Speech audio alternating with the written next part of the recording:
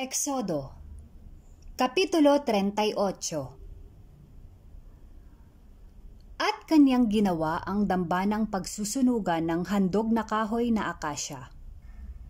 5 siko ang haba niyaon, at 5 siko ang luwang niyaon, parisukat, at 3 siko ang taas niyaon. At kanyang ginawa ang mga anyong sungay niyaon sa ibabaw ng 4 na sulok niyaon. Ang mga anyong sungay niyaon ay kaputol din, at kanyang binalot ng tanso.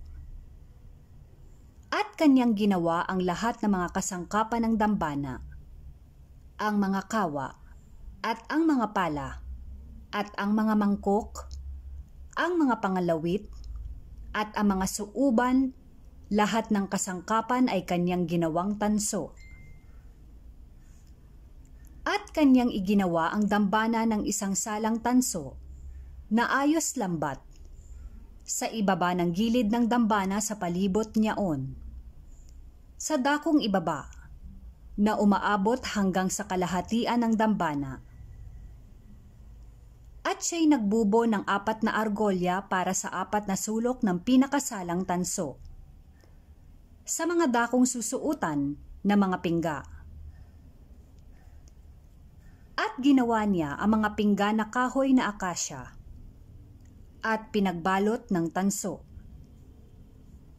At kanyang isinuot ang mga pingga sa mga argolya na nasa mga tagiliran ng dambana upang mabuhat. Ginawa niya ang dambana na kuluong sa pamamagitan ng mga tabla. At kanyang ginawa ang hugasan na tanso. At ang tungtungan niya o'y tanso. Naniyari sa mga salamin ang tanso na mga tagapaglingkod na babae na naglilingkod sa pintuan ng tabernakulo ng kapisanan. At kanyang ginawa ang looban sa tagilirang timugan na dakong timugan. Ang tabing ng looban ay mga linong pinili na may 100 siko. Ang mga haligi ng mga yaoy 20, at ang mga tungtungan ay 20, tanso. Ang mga sima ng mga haligi at ang mga pilete ay pilak. At sa dakong hilagaan ay may 100 siko. Ang mga haligi ay 20, at ang mga tungtungan ay 20, tanso. Ang mga sima ng mga haligi at ang mga pilete ay pilak. At sa tagilirang kalunuran, may mga tabing na may 50 siko. Ang mga haligi ay 10, at ang mga tungtungan ay 10. Ang mga sima ng mga haligi at ang mga pilete ay pilak. At sa tagilirang silanganan, na dakong silanganan, ay may 50 siko. Ang mga tabing sa isang dako ng pintuang daan ay may 15 siko. Ang mga haligi ay 3, at ang mga tungtungan ay 3. At gayon din sa kabilang dako. Sa dakong ito at sa dakong yaon ng pintuang daan ng looban ay may mga tabing na tigli 15 siko. Ang mga haligi niyaon ay 3, at ang mga tungtungan niyaon ay 3.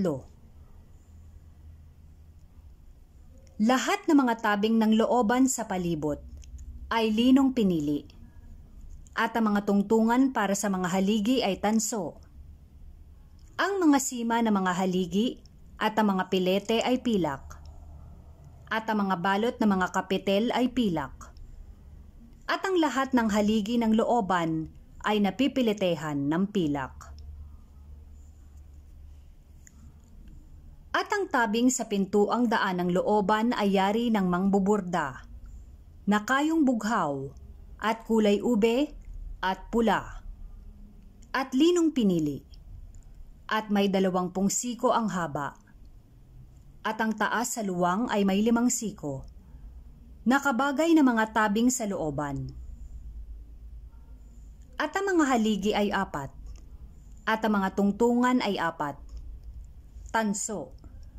Ang mga sima ay pilak, at ang mga balot ng kapitel, at ang mga lipilete ay pilak. At lahat ng mga tulos ng tabernakulo at ng looban sa palibot ay tanso. Ito ang mga bilang ng mga bagay sa tabernakulo. Sa makatuwid bagay sa tabernakulo ng patotoo, gaya ng binilang nila, ayon sa utos ni Moises, para sa paglilingkod ng mga Levita sa pamamagitan ni Ithamar, na anak ni Aaron, na saserdote. At ginawa ni Bezaleel, na anak ni Uri, na anak ni Hur, sa lipi ni Huda, yaong lahat na iniutos ng Panginoon kay Moises.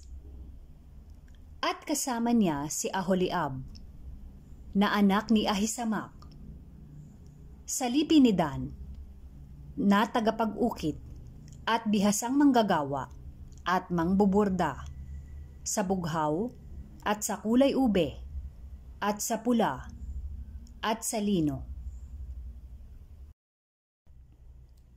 Lahat ng ginto na ginamit sa gagawin sa buong gawain sa santuaryo. Sa makatwid bagay ang gintong handog ay 29 na talento at 730 siklo ayon sa siklo ng santuaryo.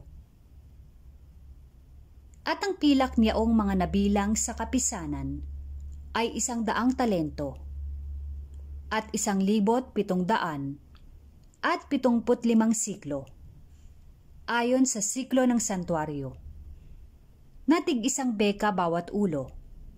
Sa makatuwid, kalahati ng 1 siklo ayon sa siklo ng santuaryo, sa bawat isa na nasanib sa mga nabilang, magmula sa 20 taong gulang na patanda, sa 600 at 3,000 at 500 at 50 lalaki.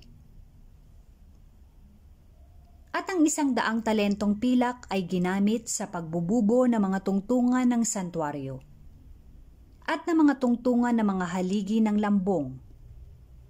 100 tungtungan sa 100 talento. 1 talento sa bawat tungtungan. At sa 1,700 at 75 siklo ay naigawa ng sima ang mga haligi at binalot ang mga kapitel at iginawa ng mga pilete. At ang tansong handog ay 70 talento at 2,400 siklo. At siyang ipinagawa ng mga tungtungan sa pintuan ng tabernakulo ng kapisanan at ng damba ng tanso, at ng salang tanso niyaon, at ng lahat ng kasangkapan ng dambana, at ng mga tungtungan ng looban sa palibot, at ng mga tungtungan ng pintuan ng looban, at ng lahat ng mga tulos ng dampa, at ng lahat ng mga tulos ng looban sa palibot.